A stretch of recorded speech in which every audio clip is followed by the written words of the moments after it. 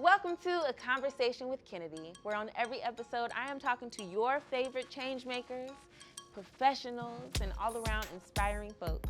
On this episode, we are taking a deep dive into health and wellness. Splash. Let's get into it. Let me introduce you to my amazing guest. Sitting to my left is the one and only Darian Hall, the co-founder of Heal House, a wellness center and cafe. And to his left is Elisa She Nutakor. She is a therapist at Heal House, and we're about to get all into this conversation. So let's do it. Thank you for having us. Yes, this is amazing. Great to be here. And I got so many questions about this topic. So this is health and wellness, and we're here for it. All right, so my first question to you is, what is Heal House for those who are not aware? It's essentially a holistic cafe and a wellness studio in Brooklyn where we facilitate daily yoga and meditation classes.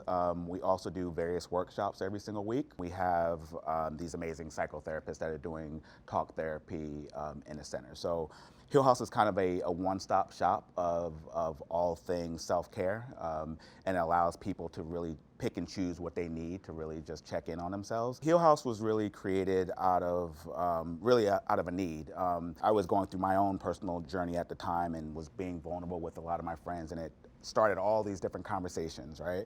And then just started thinking about why we don't have spaces that were not only inviting and accessible for women, but also for guys. And a good friend of mine, Elisa Schenkel, who's my co-founder, she really kind of opened my eyes to the real severe need for these type of spaces, and we decided to partner up. Sure is. And I think because you offer so much, when someone walks in thinking, oh, I'm just coming in for a yoga class, and then they realize, oh wait, I can find a therapist here. I can get me a little snack if I'm hungry. You know, all these things that you all offer, I think that's what is really, I just am, Heal House, I love it. I want to come every day.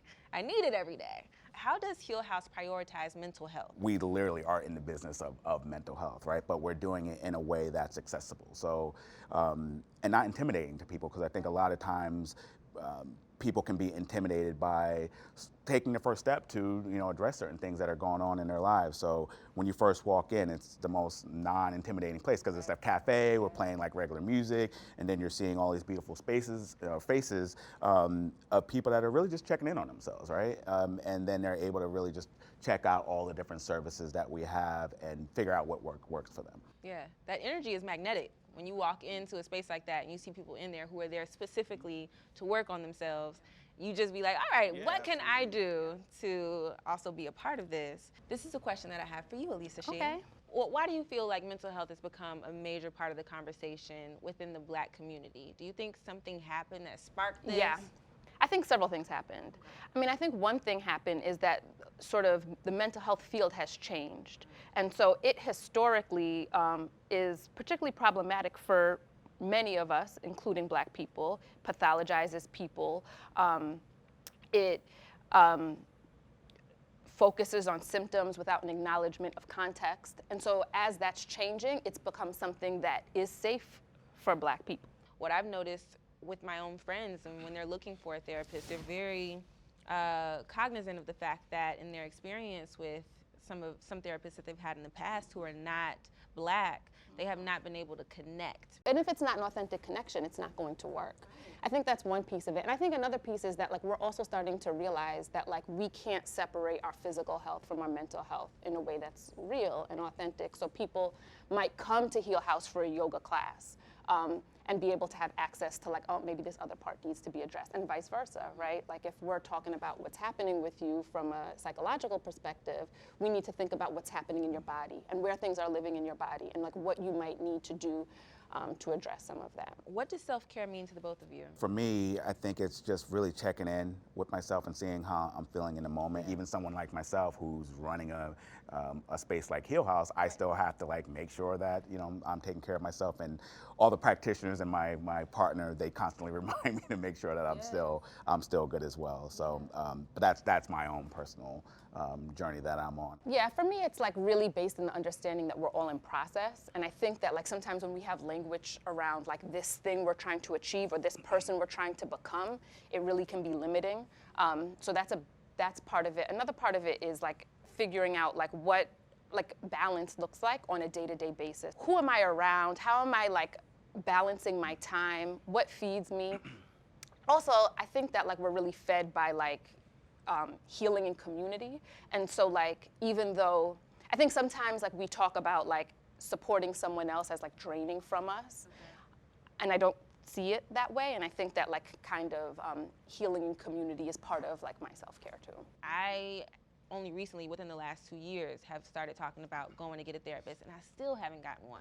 It's not easy to find. It's not easy. And also when you grow up in a household where that is not a normal thing to go and do, and I think that's a lot of black families, we don't talk about this in the house. You know, our business is our business and we handle it in-house. The idea of going to a therapist is so foreign that when you become an adult, now here we are in 2020 where going to therapy is becoming a normal thing to do. I think the stigma comes from a couple of places. I think it becomes hard for us to trust because there haven't been a lot of spaces that we should trust as a people, especially the medical space. Recently, many of the people that come see me tell me very problematic stories about their past experiences with therapy. And so I think that like, it's really important for us to find people who can really see us authentically. I've been keeping it in mind what type of interaction I want to have with my therapist, and I think that has stalled me a bit because I'm so hesitant to make a move because I'm like finding a reason with each thing, you know. I don't know how I feel about having a male therapist. I don't know how I feel about having a white therapist. I don't know what to do, and so therefore I just do nothing, which is not the right thing to do. I'm just gonna throw that out there. You know, make a move on it, right? I think it's important to take the time, and I think we're resistant for a bunch of different reasons. Sometimes there are things that we know like are going to be difficult to really begin to engage in. I do think it's important to really move forward. There are, if you're a person that feels like I would be much more comfortable with, you know, X, Y, and Z, I think it makes sense to try to find that person. There are more and more therapists from a range of backgrounds and black women therapists. So Heal House is a major resource, especially if you're here in New York. Where do I go to find a therapist? There's a website called Therapy for Black Girls that people use a lot, and it's nationwide, so no matter what state you're in, you know, you can have access to therapists there. And what about for our black men? Healhouse.com. Healhouse.com. You heard what he said. Do y'all offer like digital therapy? That is part of the plan that we're going to be moving towards. So stay tuned for that. But we, to your question, we do have a full range of therapists, and they're not just black therapists. We have everyone, right? And so going back to what I was stating earlier, is that it's very important that everyone see themselves reflected in the community that we're building at Heal House. So yes, we have black therapists, but we have white therapists as well. And so we want everyone to be able to have access to a full range of services and amazing practitioners and find the right fit for them. All right, y'all. So what I'm going to hop into right now are some questions that I asked on my Instagram.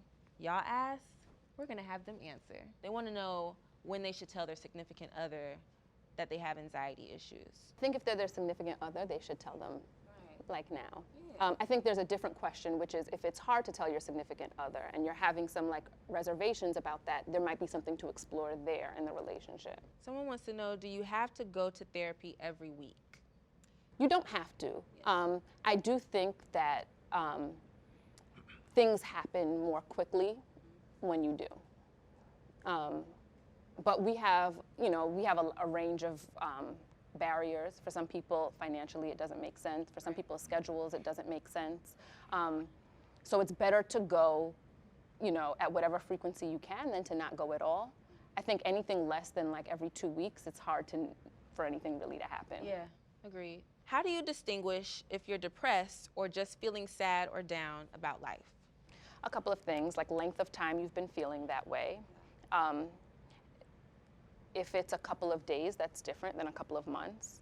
How it's impacting your life. So it's one thing to be like, I'm sad on my way to work. I'm sad, which is, should be addressed also, but it's a different thing when it feels like it's keeping you in bed, when you're isolating from friends, when you're less interested in things or not interested in things that you once were, when you're feeling not joyful about anything, you aren't having like moments of joy or excitement about anything, it starts to be depression. And so a sad day is just a sad day. If I'm feeling good the next day, that's how I know I'm not depressed. Okay, because I've had a sad day or 2 or 3, right? They're not always back to back. It'll happen. And it's a range, right? It's not either sad, either depressed or not depressed. Like there's a range. Yes, absolutely. Yes, power to it. Darian, I want to personally thank you for creating Heal House, because there is a deficit in the community and us having a place to go to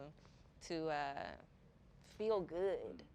And that's what Heal House is. That's a feel-good place. Y'all are here to provide a service, and you are. So we thank you for that. We are so thankful for the both of you. I hope that you all have had your pen and pad handy, okay? Because we have been throwing you all the gems that you need to live a healthier and wealthier lifestyle, okay? Wealthier in energy and abundance. Listen, this was the conversation that we had today. Thank you, Darian. Thank you, Elisa Shee. If you're in New York, you might want to check out Heal House, okay? I'll see you all in the next conversation with Kennedy.